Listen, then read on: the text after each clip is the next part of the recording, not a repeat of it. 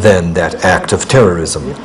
But when a big society, or when the biggest power in the world creates a war, well, a greater terrorism than this doesn't exist, because this places that society on the same level as the terrorist. How do you think America should handle this situation then, as a mature nation? Yes.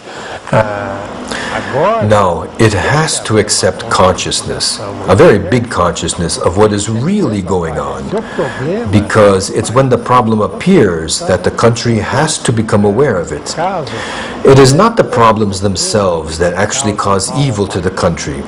What causes all the difficulties is when the country tries to attack problems that exist, that are showing up. So, in the case of individual sickness, for example, if a mentally sick or neurotic person or someone with a physical condition has some kind of difficulty, he must learn to perceive the problem in order to treat it and not try to hide it. In this case of terrorism in the United States, for example, the Americans have to become aware and see, why is there this terrorism? What happened there? Does the blame lie solely with another country or group, or is this group linked with American groups who are helping to create this terrorism?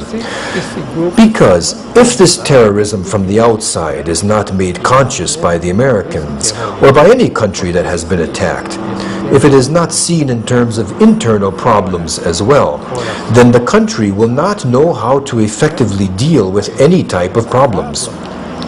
It's not the problem of terrorism that ruins a country, but rather not knowing how to deal with it and then wanting to create war as a way of dealing with it. This is what can ruin a country, destruction from within. What are the larger human issues that need to be addressed here so we become conscious? O que acontece é que, pelas descobertas da psicopatologia, da sociopatologia, through my discoveries in psychopathology and social pathology, I have discovered that all people are sick. Nobody is a sane person. So what does this mean? It means that humanity doesn't have consciousness of its sickness, that it is an ill humanity. And not only individual sicknesses, the traditional organic and psychic illnesses, but also in a much bigger way, those sicknesses that are of a social character and which have turned society into something quite different. There is a very big difference between the various societies. Economical difference, availability of food, whether African society or white in color or yellow. And so society must begin to become aware of these problems. Not to solve them at first, but to become conscious about the problems so they can know how to live with them maturely, how to live with them until they are able to solve them.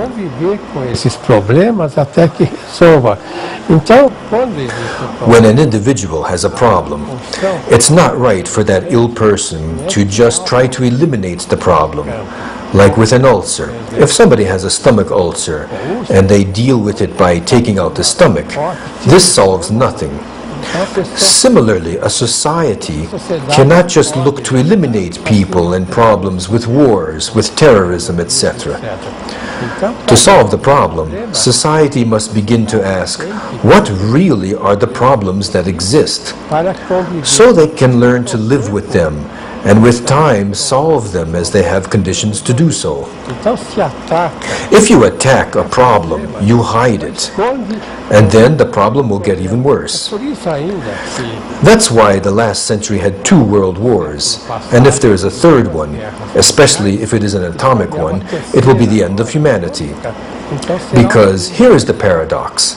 The more humanity develops, the more consciousness it has, the more problems it sees.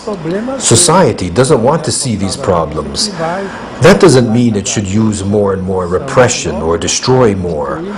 A society that has so much repression, so many prisons and mental hospitals, lots of ways to eliminate criminals, sick people, this is a sign that such a society is very sick. If a society has lots of sick people, it is because it is a very sick society.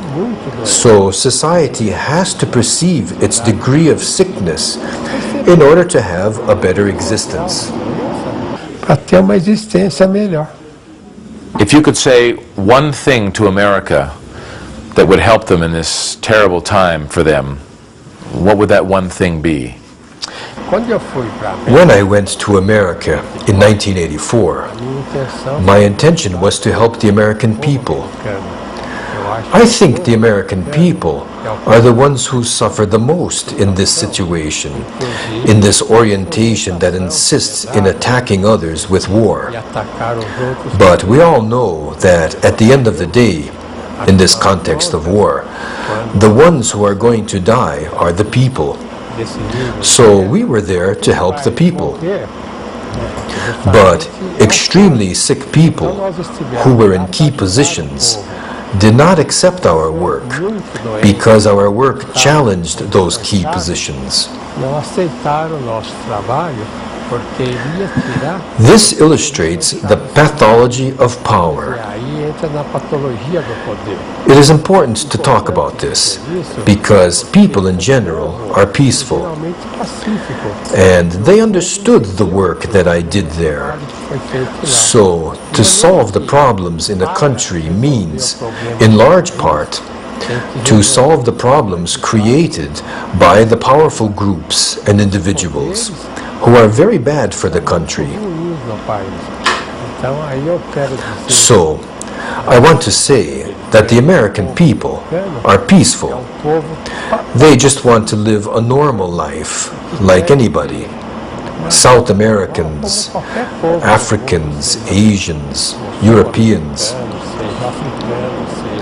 In a way, what is stopping people in general from living better, from having a better world, a world where this New York World Trade Center problem doesn't repeat itself, is exactly these powerful people who are interested in things that are outside the interests of the people. They have the power to dominate the people and not allow them to perceive any of the problems that exist in any nation in the world. Esses problemas que existem em todas as nações. And yet 80 or 90% of Americans are in agreement about going to war. What's happening there? Porque o povo é muito dominado pela... Because people are very much dominated by what we call media consciousness, social consciousness. And the media influence people in such a way that the thoughts and desires of the people are distorted. Like in Vietnam, well, in all the other wars also, that Germany made, that England made, what happened was that the media, the communication power, persuade people that it's very good to overcome problems with wars. Although this backfired in Vietnam, because once lots of people started to die, there was a resistance to the war. Oh, no. This is not very good for us. So, it's very important for people to see that if they are coerced into going to war, many of them are going to die. And no problem will be solved.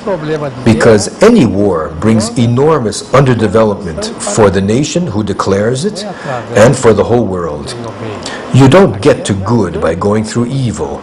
And any war is an enormous destruction to society. Any war that the world has, like the ones in the last century, sets civilization back to an unbelievable degree. Through war, nothing can be solved. Much to the contrary, in fact. War brings lots of big problems to the people, and the socially unjust situation continues without any consciousness of it.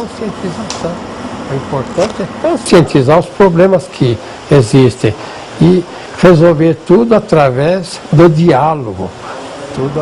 It is very important to become conscious of the problems that exist and try to solve everything through dialogue, through conversation, through agreements.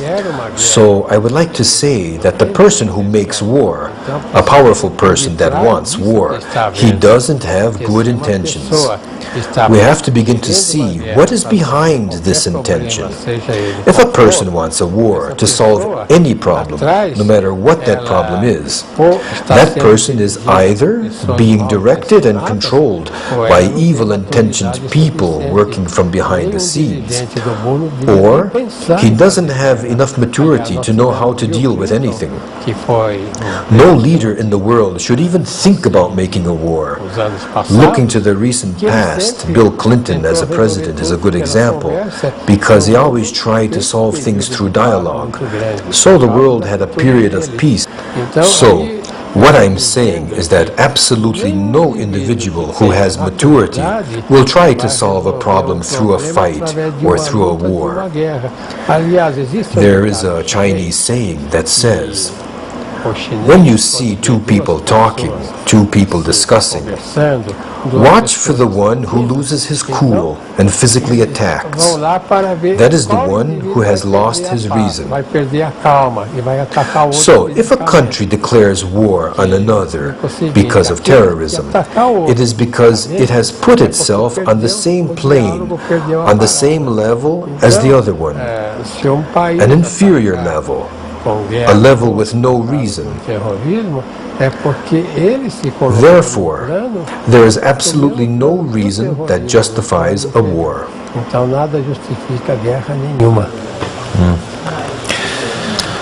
Wonderful.